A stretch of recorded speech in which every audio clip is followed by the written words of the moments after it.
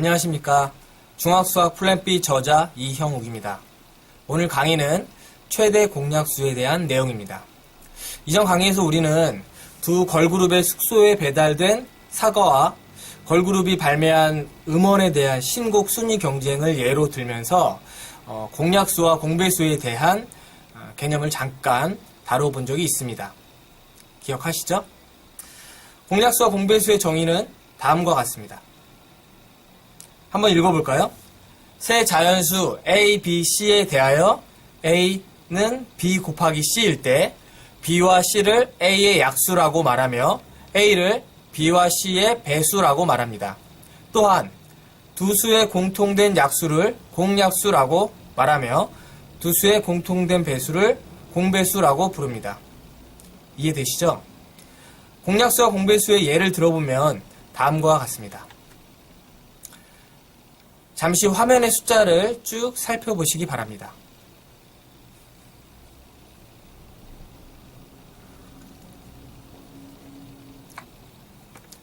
어떠세요? 개념이 확실히 잡히죠? 거 봐요. 예를 들어보면 쉽다고 했습니다. 그렇다면 여기서 퀴즈입니다. 공약수와 공배수의 숨은 의미는 무엇일까요? 잠시 생각해보는 시간을 가져보겠습니다. 시간은 15초 드리겠습니다.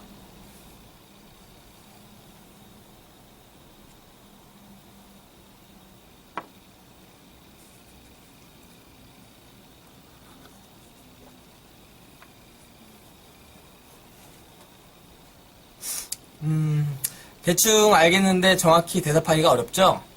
아마도 평소에 개념에 대한 숨은 의미를 파악하는 게 익숙치 않아서 그럴 것입니다. 앞으로 개념이 나올 때마다 자주 생각하다 보면은 쉽게 수행할 수 있을 것입니다. 여러분, 이전 강의에서 우리는 약수와 배수의 숨은 의미를 배웠던 적 있었습니다. 기억하시죠? 그것을 참고해보는 건 어떨까요? 그럼 하나씩 살펴볼까요? 약수의 숨은 의미. 어떤 수 A를 A의 약수로 나누면 나누어 떨어집니다. 그렇죠? 즉, 약수는 어떤 값을 공평하게 나누는 방법을 제시해 줍니다. 예를 들어 사과 50개를 공평하게 나누어 주기 위해서는 50이라는 숫자를 50의 약수인 1, 2, 5, 10, 25, 50으로 나누어 주면 된다는 말이죠. 다시 말해서 50개의 사과를 한 개씩 50명에게, 두 개씩 25명에게, 5개씩 10명에게 이런 식으로 공평하게 나누어 줄 수 있다는 뜻입니다. 이것이 바로 약수의 숨은 의미입니다. 배수의 숨은 의미도 살펴볼까요? 배수의 숨은 의미. 어떤 수 B에 1, 2, 3을 곱하면 B의 배수를 하나씩 찾을 수 있습니다. 즉, 배수는 어떤 값에 대하여 그 값만큼의 간격으로 커질 수 있는 방법을 제시해 줍니다.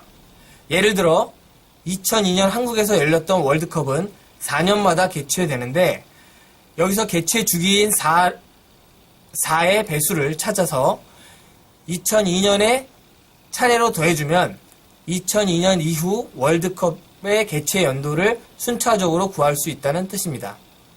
다시 말해서 2002년 이후의 월드컵이 개최되는 연도는 2006년, 2010년, 그리고 2014년이 된다는 뜻입니다.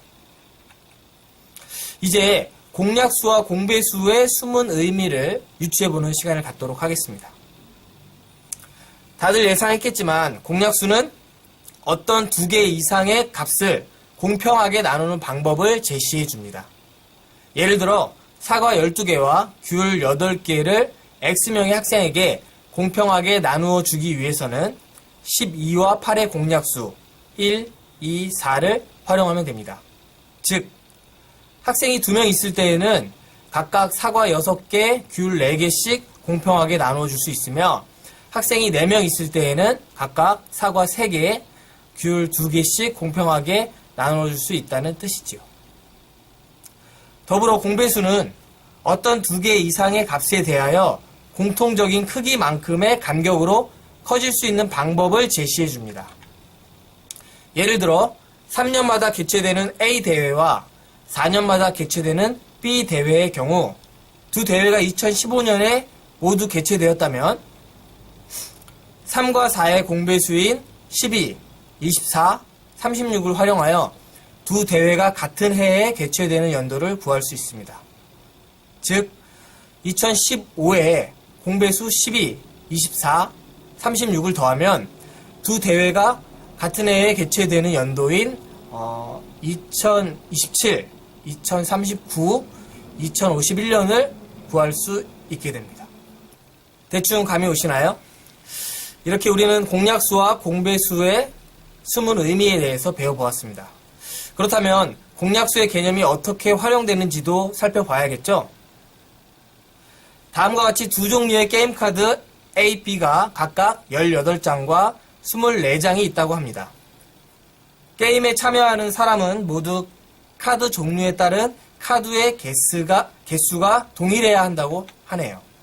예를 들어 두 명이 게임을 할 경우 두 사람 모두 A카드를 각각 9장씩 동일한 개수로 받아야 하며 B카드를 각각 12장씩 동일한 개수로 받아야 합니다. 그렇다면 주어진 카드 A카드 18장, B카드 24장을 가지고 최대 몇 명까지 이 게임을 즐길 수 있을까요? 내용이 좀 난해한가요? 함께 천천히 풀어보도록 하겠습니다. 일단 두 카드를 동일한 개수로 나누어주는 경우를 찾아봐야겠죠? 그에 따라 게임에 참여하는 사람의 수를 모두 계산해보면 아마 답이 나올 것 같습니다. 보는 바와 같이 A카드를 2명에게 9장씩 또는 3명에게 6장씩 6명에게 3장씩 9명에게 2장씩 18명에게 1장씩 나누어 줄 수 있습니다. 그렇죠? 마찬가지로 B카드를 2명에게 12장씩 또는 3명에게 8장씩 4명에게 6장씩 6명에게 4장씩 8명에게 3장씩 12명에게 2장씩 24명에게 1장씩 나누어 줄 수 있습니다. 그렇죠? 그럼 두 상황을 모두 만족시키는 사람의 수, 즉 두 종류의 카드로 게임을 즐길 수 있는 사람의 수를 한번 찾아볼까요?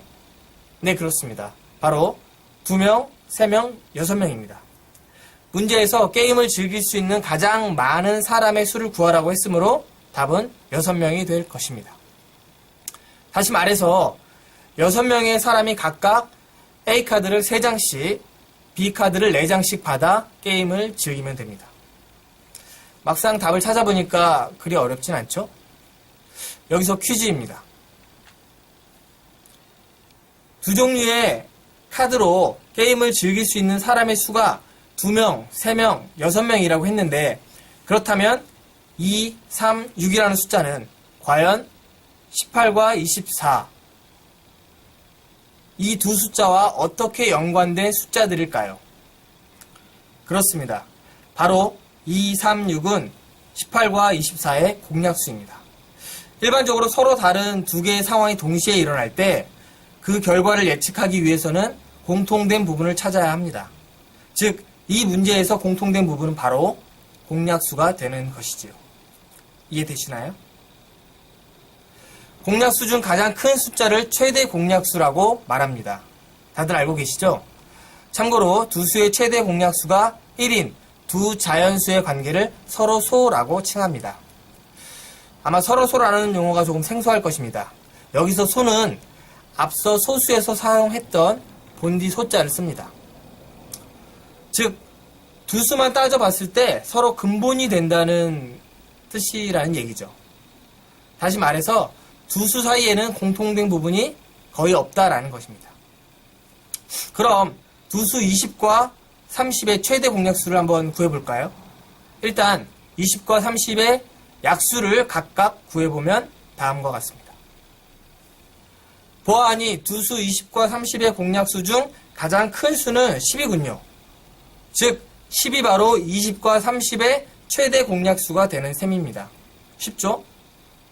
그런데 20과 30의 공약수 1, 2, 5, 10을 자세히 살펴보니 숫자 10과 아주 밀접한 관계에 있다는 것을 짐작할 수 있을 것입니다. 과연 1, 2, 5, 10은 숫자 10과 어떻게 연관된 숫자들일까요?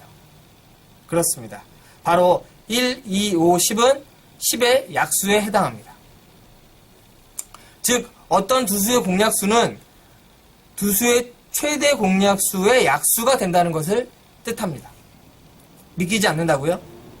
그럼 두수 18과 24의 공약수와 최대 공약수를 구해서 직접 확인해 보도록 하겠습니다. 어떠세요? 맞죠? 즉 어떤 두수의 공약수는 두수의 최대 공약수의 약수가 된다는 사실 꼭 기억하시기 바랍니다. 그런데 두수의 공약수를 일일이 구하는 것이 참 번거롭지 않나요? 우리는 두수의 최대 공약수만 알고 싶었는데 말이죠. 이제 두수 20과 30의 최대 공약수만을 구하는 일반적인 방법에 대해 소개해 보도록 하겠습니다. 초등학교 때 배웠던 내용이지만 복습한다 생각하시고 다음 예시를 천천히 읽어보시기 바랍니다. 일단 두수 20과 30을 가장 작은 소인수로 반복하여 나눕니다. 보는 바와 같이 마지막으로 나누어진 목 2와 3이 서로 소가되어 더 이상 공통 소인수로 나눌 수가 없습니다. 이제 나눈 공통 소인수 2와 5를 모두 곱합니다. 그 값이 바로 두수의 최대 공약수입니다. 한 문제 더 풀어볼까요? 이번엔 세 숫자 40, 48, 56의 최대 공약수를 구해보겠습니다. 일단 세 수를 공통 소인수로 반복하여 나눕니다. 보다시피 나눈 몫이 5, 6, 7이 되어 서로 소가 됩니다. 이제 나눈 소인수 2를 모두 곱합니다. 여기서는 2가 3번 중복되어 있죠? 그래서 최대 공약수는 2의 3승인 8이 됩니다. 즉 중복된 공통 소인수가 있을 경우 중복된 횟수만큼 곱해야 합니다. 어떠세요? 할만하죠? 이번엔 조금 다르게 표현된 숫자에 대한 최대 공약수를 구해보도록 하겠습니다. 도대체 다르게 표현된 숫자가 뭐냐고요? 별건 아니고요. 바로 소인수 분해된 숫자입니다.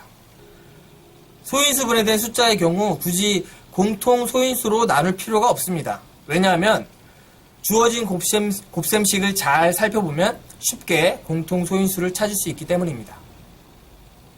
일단 공통으로 표현된 소인수의 곱셈식을 찾아보십시오.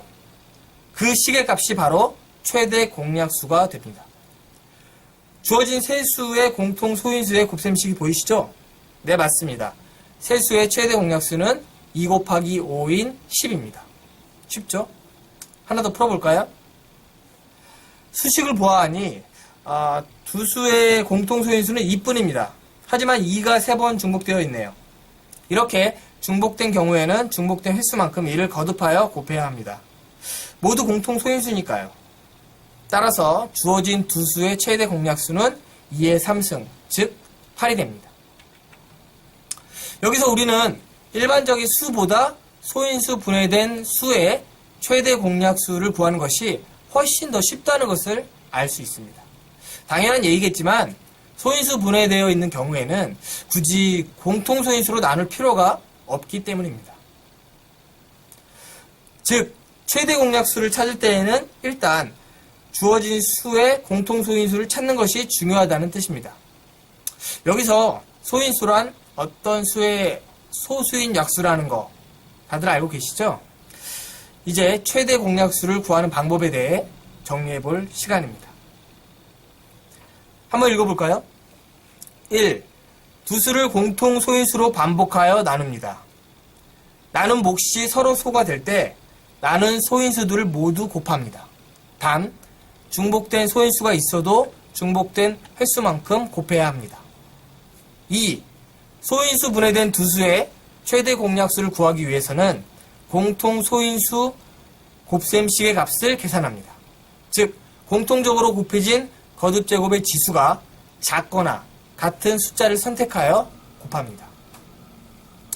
잠깐 여기서 두 수의 최대 공약수가 1인 두 자연수의 관계를 서로 소라고 칭했던 거 다들 기억하시죠?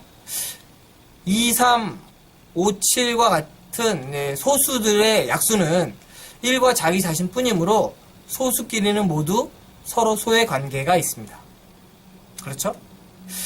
다음으로 최대 공약수와 관련된 응용 문제를 풀어보는 시간을 갖도록 하겠습니다. 어떤 사람이 가로가 24m이고 세로가 3m인 땅을 가지고 있었다고 합니다.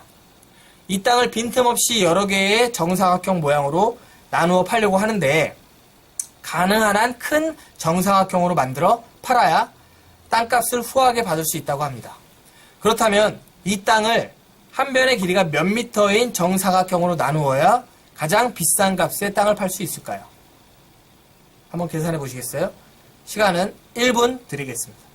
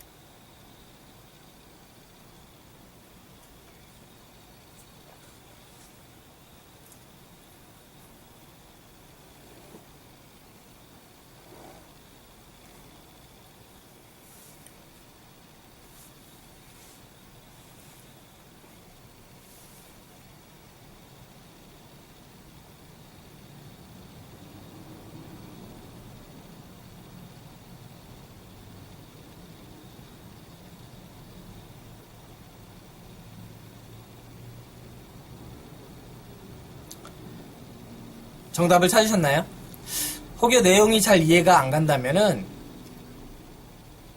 다음 그림과 같이 머릿속으로 가로 24m, 세로 30m인 땅을 떠올려 보시기 바랍니다. 그리고 바둑판 모양으로 이 땅을 자른다고 상상해 보십시오. 여기서 잠깐 우리는 이 문제를 풀기 위해서 어떤 개념을 알아야 할까요? 우선 여러 개의 땅으로 나눈다는 것과 관련된 수학 개념을 떠올려 볼 수 있습니다. 두 글자인데 뭔지 아시겠어요? 그렇습니다. 바로 약수입니다. 이제 가능한 한 큰이라는 말과 연관된 단어를 떠올려 봅시다. 가능한 한 큰이란 말은 가장 큰이란 말과 거의 같은 뜻입니다. 그렇죠? 즉 최대라는 단어와 일맥상통합니다. 따라서 우리는 이 문제를 풀기 위한 개념으로 최대 공약수를 떠올려 볼 수 있습니다. 그렇죠? 그럼 우리가 도출한 개념인 최대 공약수의 정의를 다시 한번 되새겨보도록 하겠습니다. 세 자연수 A, B, C에 대하여 A는 B 곱하기 C일 때 B와 C를 A의 약수라고 말하며 두 수의 공통된 약수를 공약수, 그리고 공약수 중 가장 큰 수를 최대 공약수라고 합니다. 이제 문제를 어떻게 풀지 생각해보는 시간입니다. 아직 답을 구하자는 말이 아닙니다. 문제 해결 방법을 간단히 요약해보자는 말입니다. 일단 나누어진 정사각형의 한 변의 길이를 A라고 가정합시다. 주어진 땅의 가로의 길이는 24m이며 빈틈없이 한 변의 길이가 Am인 정사각형으로 나누어야 하므로 24는 A로 나누어 떨어져야 합니다. 맞죠? 즉 A는 24의 약수가 되어야 한다는 뜻입니다. 마찬가지로 주어진 땅의 세로의 길이가 30m이므로 A는 30의 약수도 되어야 합니다. 여기서 우리는 A가 24와 30의 공약수임을 쉽게 알 수 있습니다. 문제에서 가능한 한 큰 정사각형을 만들려고 했으므로 정리하면 24와 30의 최대 공약수를 찾으면 쉽게 답을 구할 수 있다는 뜻입니다. 어떠세요? 감이 오시나요? 그렇습니다. 24와 30의 최대 공약수 6이 바로 문제에서 요구하는 답입니다. 즉, 한 변의 길이가 6m인 정사각형으로 나누어야 주어진 땅을 가장 후한 값에 팔 수 있습니다. 아니, 두수 24와 30의 최대 공약수를 구하면 금방 답이 나올 텐데 한 문제에 대해서 왜 이렇게 장황하게 설명이 많냐고요? 만약 이렇게 생각했다면 여러분은 여태까지 수학을 대충 공부한 것입니다. 얘는 정말 잘못된 수학 공부법입니다. 지금은 최대 공약수를 배우는 과정이므로 그냥 눈에 보이는 두 숫자 24와 30만 보고 최대 공약수 문제군 이라고 쉽게 판단할 수도 있습니다. 하지만 한두 달 지나고 나서 시험에서도 과연 그렇게 생각할 수 있을까요? 절대 그럴 수가 없습니다. 즉 평소 응용 문제를 풀 때 주어진 내용을 한 줄 한 줄 천천히 따져본 후에 이것이 최대 공약수 문제인지 최소 공배수 문제인지 아니면 소인수 분해를 해야 되는 문제인지 등을 논리적으로 확인을 해야 됩니다. 이것이 바로 수학을 제대로 공부하는 것입니다. 앞으로 여러분은 수많은 응용 문제를 다룰 것입니다. 만약 그때도 단편적인 내용이나 숫자만 보고 답을 찾으려고 한다면 절대 수포자의 길을 피할 수 없을 것입니다. 조금 귀찮더라도 주어진 내용을 한 줄 한 줄 천천히 확인하면서 논리적으로 수학 개념을 도출한 후 차분히 문제를 풀어나가길 바랍니다. 아셨죠? 그렇다면 최대 공약수와 최대 공약수를 구하는 방법에 대한 숨은 의미를 찾아보도록 하겠습니다. 앞서 살펴본 공약수의 숨은 의미와 거의 유사합니다. 보는 바와 같이 최대 공약수는 어떤 두 개 이상의 값을 최대한 공평하게 나누는 방법을 제시해 줍니다. 예를 들어 사과 12개와 귤 8개를 최대한 많은 학생에게 공평하게 나누어 주기 위해서는 12와 8의 최대 공약수인 4를 적용해야 합니다. 즉 최대 4명의 학생에게 각각 사과 3개, 귤 2개씩 공평하게 나누어 줄 수 있다는 뜻이죠. 또한 두 수의 공약수는 최대 공약수의 약수와 같습니다. 예를 들면 12와 8의 공약수는 1, 2, 4이며 이는 12와 8의 최대 공약수 4의 약수와 같습니다. 이렇게 어떤 두 수의 최대 공약수를 구하는 방법이 존재하므로 우리는 그 방법을 그대로 적용하면 언제든지 두 수의 최대 공약수를 구할 수 있습니다. 이 사실 반드시 기억하시기 바랍니다. 이제 강의를 마칠 시간이네요. 엔딩 화면으로 오늘 배웠던 개념을 보여드리도록 하겠습니다. 각자 스스로 정리하는 시간을 가져보시기 바랍니다. 감사합니다.